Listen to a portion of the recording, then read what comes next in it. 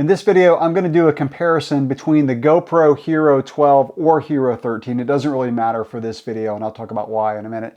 And the DJI Action 5. So I've been using a GoPro for my action camera ever since I started using action cameras, and it's been over 12 years. Now I'm venturing out to a new brand, DJI, and the reason I'm doing that is because over the past few years, GoPro has just not increased their sensor size, which means it's not as good in low light as something like the DJI Action 5 or even the Insta360 Ace Pro 2. So I wanted to see what's it like on the other side of the fence. Now I use GoPros for POV, mountain biking, and gravel videos, and also for vlogging. And I think most of you out there would use an action camera for the same thing. This is a cycling YouTube channel, and so I'm going to talk about it from a mountain biker and a little bit of gravel rider's perspective.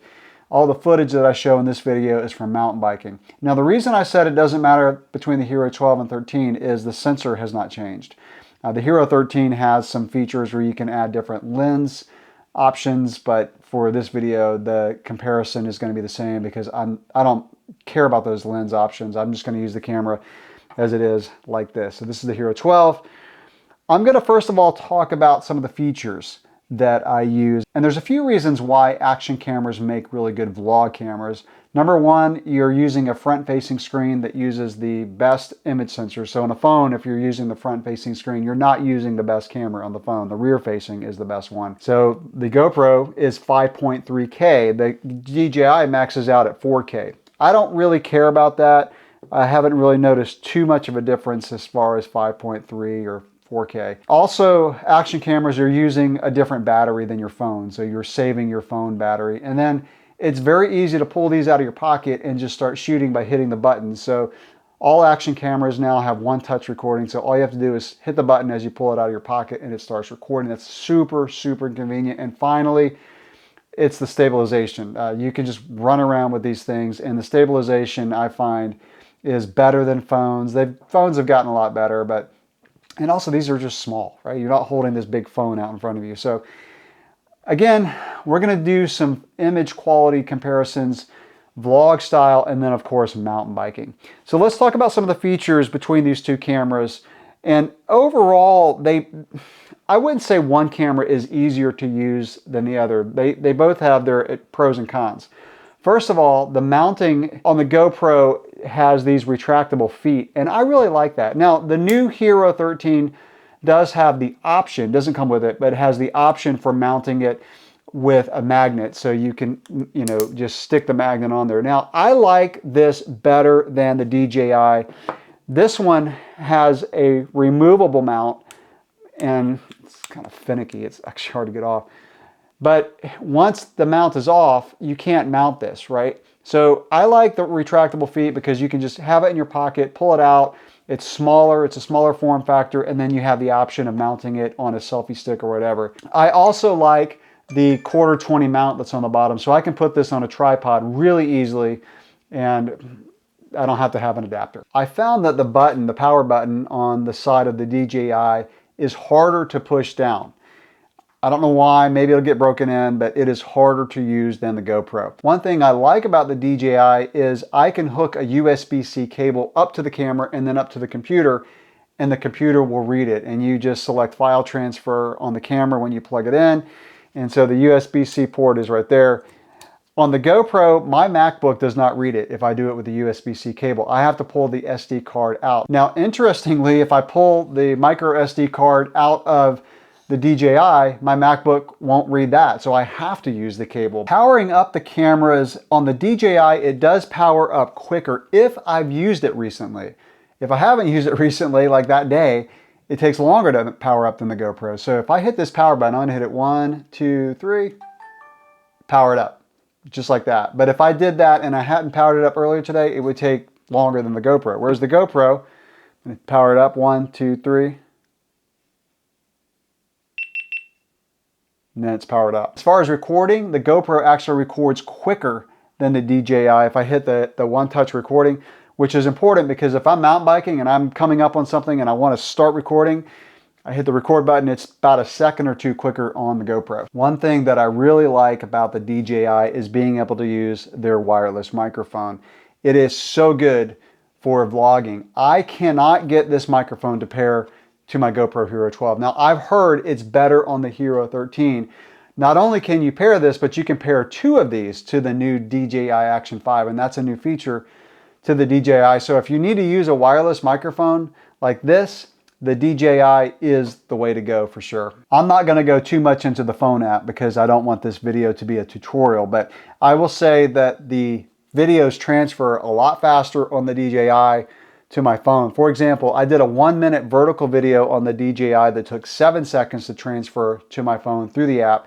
On the GoPro Hero 12, it took 20 seconds for a 1-minute vertical video. Now I'm gonna show the cameras and some of the features that I really like about both cameras using them. Before I do that, I wanna thank the sponsor of today's video, and that is me. Nobody sponsored this video. I bought both of these, full price.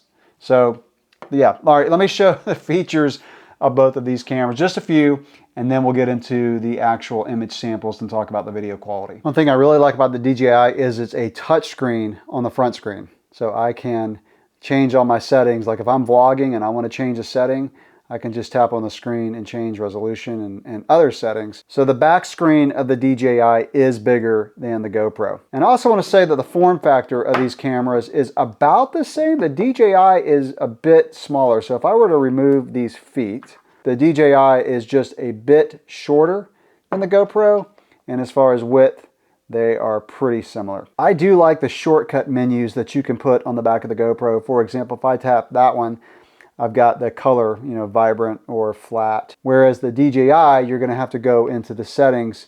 So you can put 4 different shortcuts, which I find very handy. I like the menu layout of the GoPro a little bit better. I won't really go into it. Again, I don't want to spend too much time on that.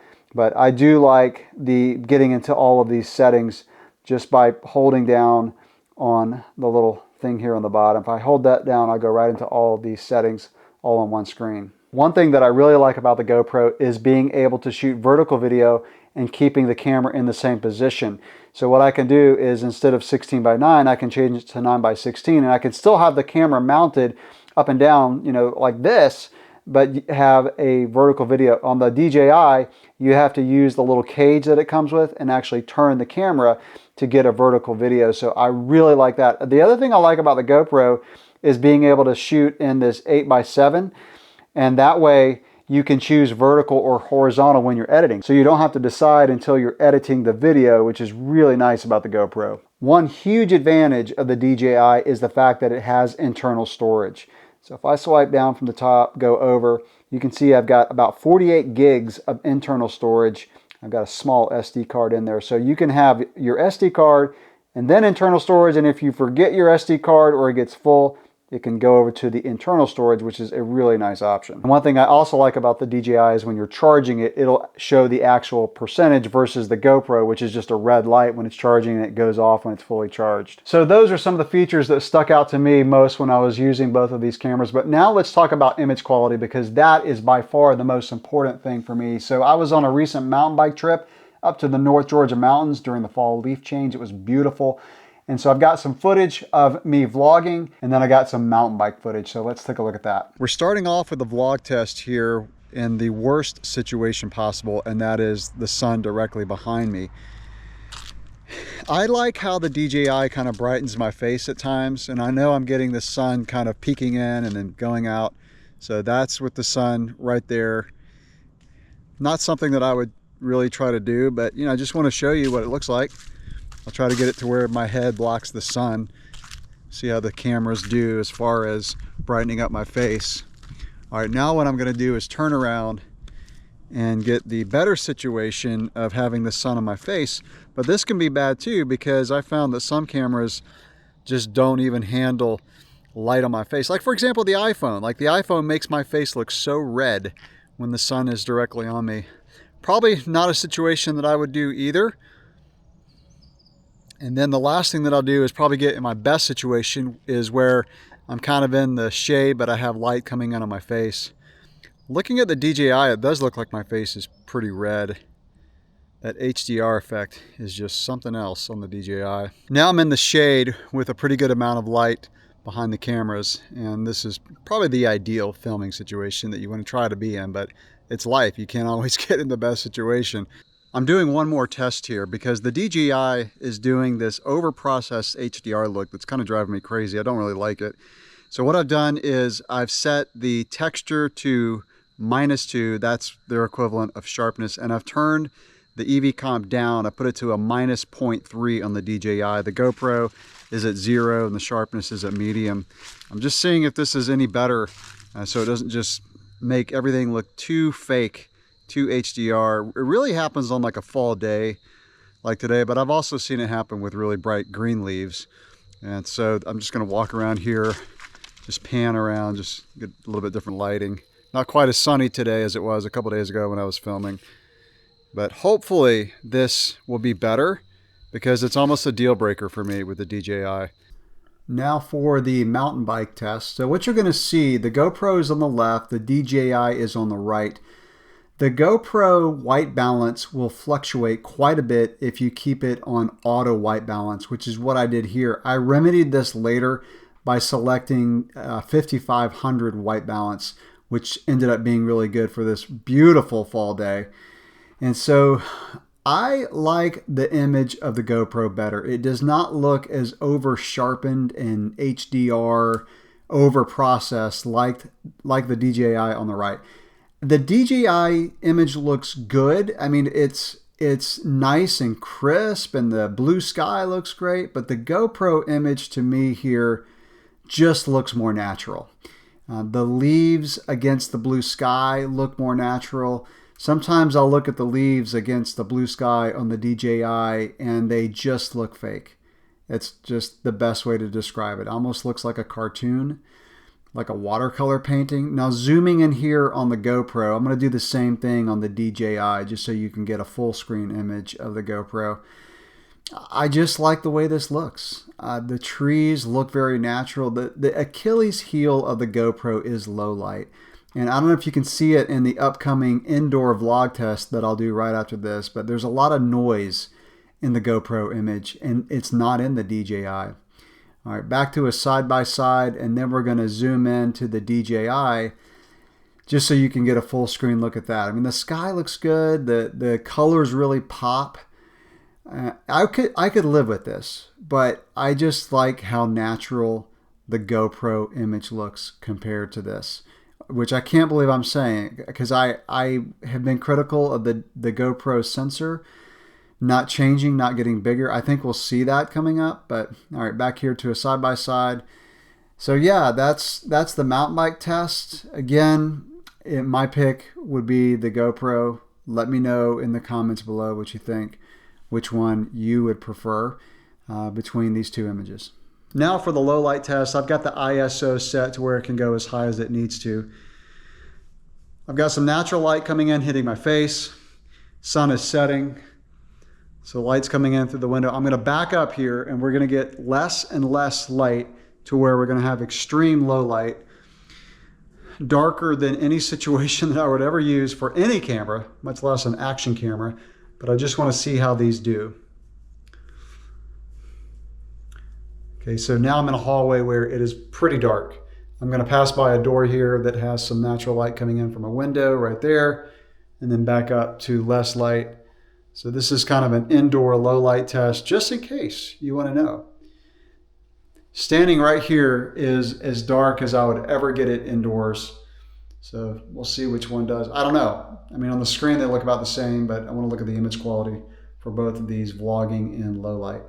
So that's my comparison of the DJI Action 5 and also the GoPro Hero 12 or 13. Again, it doesn't really matter for this comparison. I went into this thinking that the DJI was going to be my camera because of the low light. But what I've determined is if I'm going to shoot indoors, I'm going to use a phone. If you have a flagship phone, most of you watching this video either use an iPhone, a Samsung Galaxy, or a Google Pixel. That probably covers most of the viewers. If you have one of those, shooting indoors with lower light, you're going to get better results from the phone than your action camera. So if I'm in a low light situation or indoors, I'm just going to use my phone. I've determined through this comparison that I'm just going to use an action camera for outdoors. I don't like the HDR processing of the DJI. It's just, to me, it's too fake looking. The trees, just the leaves don't look real to me. So I'm actually returning this camera. I got this from B&H Photo. I've gotten a ton of photography and videography stuff from B&H. So I've never had to return. Well, no, I did return a lens one time. But I'm going to return this to B&H, and I'm going to use the GoPro. The only other camera I want to test, maybe one day, is the new Insta360 Ace Pro 2. That one may solve the problem of the overprocessed HDR, because you just can't turn it off on this camera, and it just didn't work for me. So I hope this comparison was helpful for you if you're deciding between one of these two cameras, because they're both really good.